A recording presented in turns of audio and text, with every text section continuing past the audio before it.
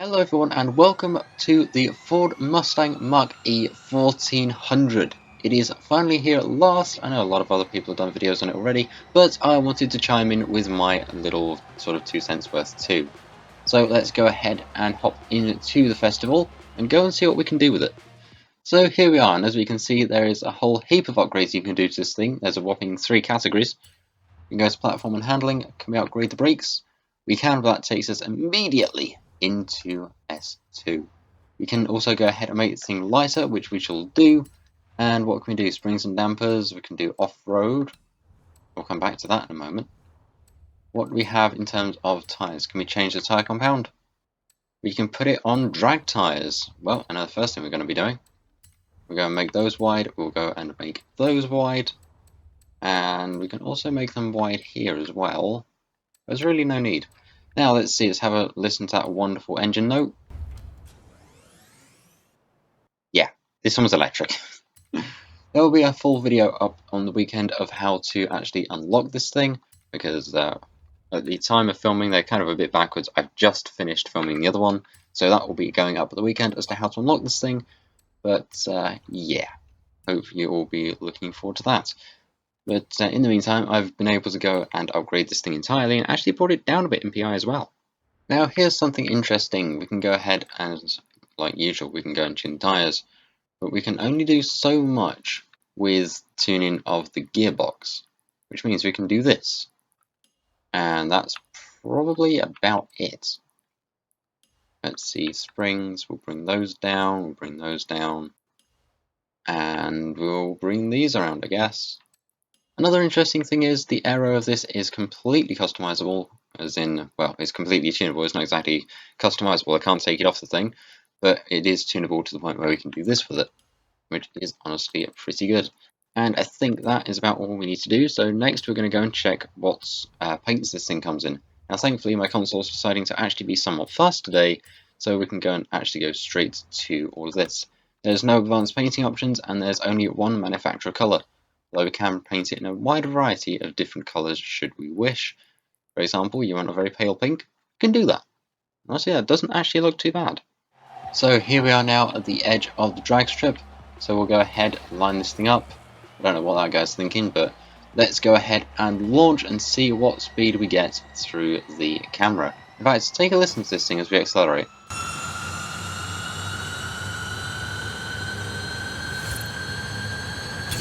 There we go, 175 through the camera, and this thing just sounds like it keeps on going up and up in pitch. And the wondrous joys of everything, it's become night the second I've started filming. Ah, isn't that fantastic? Anyway, this thing also has an interesting feature about this car that I just want to point out very quickly, and that is if you see to adjust to the left of the speedometer, which is in the right hand side of your screen, confusing, I know, but you'll see there's like a couple of lights and stuff and an L in a circle. That is indicating the left stick, so if I press that down, we'll see we can we can make this thing rear wheel drive. There's not that much difference between it in this mode versus the other mode when it comes to drag tyres, but we can, which is actually kind of interesting. Next I'm going to go ahead and throw some road tyres onto this thing, and then we'll go and see what this thing can do for its top speed, and then we're going to take it drifting, which is what this thing was designed to do. Okay, so now we're at the edge of the motorway, and I'm really glad I actually painted this thing in the bright colour that I did, because now I can actually see it. So let's go ahead and find out what its top speed is, which is probably going to take a while because this thing is, well, it's electric, it has one gear, and it's quite slow at accelerating because it's still quite heavy for what it is, 1400 horsepower or not. However, while we're going through the speed zone, there is something interesting about this, and that is the fact that in order to get that horsepower to the wheels, this thing has a total of a whopping 7 motors, 3 in the front, 4 in the back. So this thing came around because the folks over at Ford and at RTR decided to team up and see what kind of carnage they can make that was electric. And the result was this thing, which you can't quite see at the moment because lighting. Actually no, you can see it better on the screen I'm looking at. Anyway, let's go downhill, 198, 199, 200. 200, no, not 200. Okay then. Kind of a bit disappointed, I thought this thing would hit 200, but there is not much I can really do about it. Anyway, let's go ahead and take this back, throw on the stock tyre compound, or the drift tyres actually, and we're going to go and see how well this thing can, well, drift. especially as that was what this thing was designed to do. So here we are now with the Mach E. I think I'm just going to do one little bit of adjustments to make sure the gearing is going to be okay for this. And we're just going to bring that out to here, 442. And let's see. Can we drift this thing? This is an all-wheel drive mode with the stock everything. That is 36,000. If I make some slight amendments to this could actually be really good. Okay, attempt number 2, and we will run this again with rear-wheel drive mode as well, because this thing has the opportunity to switch between that as and when it pleases. That's only 29,000, but we did mess up quite a fair few times there. So I'm going to stop this thing. We're going to press in the left stick. We're going to make it rear-wheel drive, so now we can we do a rolling burnout on this thing? No. But we can go and drift it. Honestly, being used to having stuff with the gearbox and the engine, it does feel weird to drift, but it's actually kind of cool. Let's see, what can we get out of this? 30 something, 37,000. I think that might have done better than it did all-wheel drive, which is kind of surprising. Now, a little known thing, I don't usually like the Mach E. I'll put it out there now. The Ford Mustang Mach E, I feel the Mach E deserves to be its own thing. Not thrown in with the Mustang line. Because let's face it, at the end of the day, the Mustangs and the Mustang Mach E are two completely different vehicles. Also, 36,000 exactly, not bad. But this one, it's not too bad, but I still feel like the Mach E deserves to have its own line, instead of sort of tacking on to the Mustang name. It's the Mustang we all know for high performance sort of muscle cars.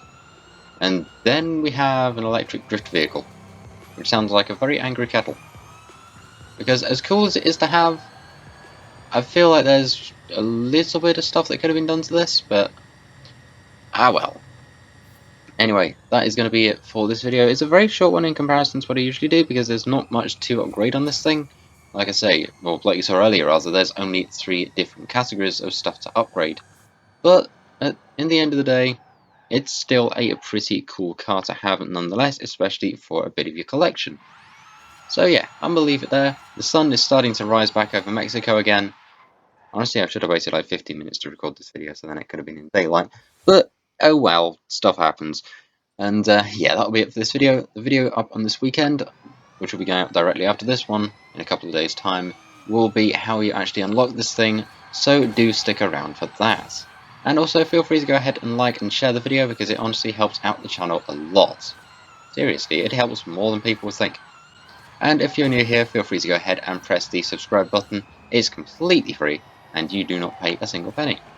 And also feel free to go ahead and leave a comment. Do you have this car yet? Let me know what you think about it. Do you reckon it's going to be good? Do you reckon it could have done with a few improvements? Let me know in the comments, because I love to read them and I try to apply it to as many as I possibly can. And with that said, thank you very much for watching. I will go ahead and see you all in the next video. Tech out.